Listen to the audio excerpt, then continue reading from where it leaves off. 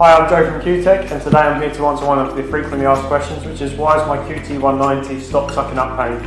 So 9 times out of 10 that's going to be a stuck ball bearing, so be it the top one or the bottom one. We're going to show you how to do both. So let's get into it. So the first thing we're going to do is remove our prime tube from the suction hose, like so. Put the latch out of the way. We're then going to remove our suction tube. So to do this, there is a little spring retainer. We're going to pinch that together and pull that down. Pull the bottom hose out, like so. You are going to get some fluid fall out of it, be it paint or water, depending on which stage you're at with the machine. Pop that to one side. We've then got to take this bottom gland nut off. To do that, you're going to need a set of adjustable spanners. So adjust that to the right diameter, and then just crack that off. Unscrewing it, being careful because there is parts inside here that will have a tendency to try and drop out, so be careful when removing this.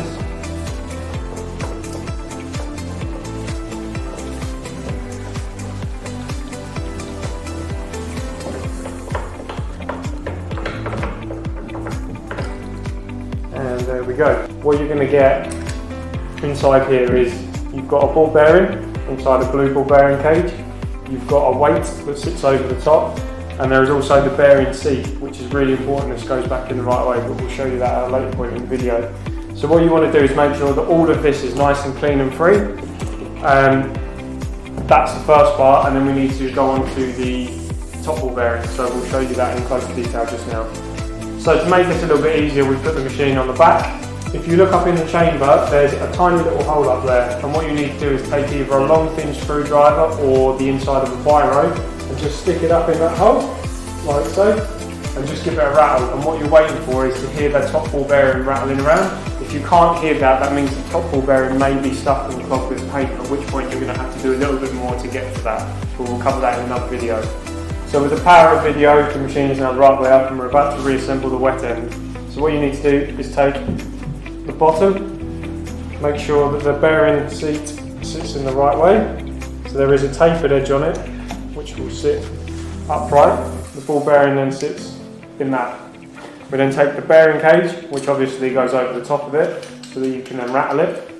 You then take the weight that sits over the bearing cage and place that in the top like so.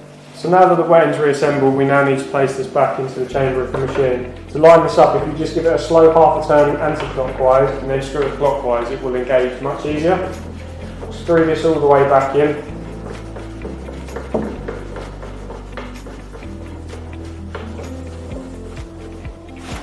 And then with the spanner, just nip it tight. We then need to take our suction hose and push this back up into the chamber, and then with our little retaining spring clip, push this and locate that like so. The machine's now back together, and with all the bearings free, you now need to take it and put it in some hot soapy water and flush through the entire machine to make sure that it's all running clear. Once that's done, you're then ready to go and start spraying again.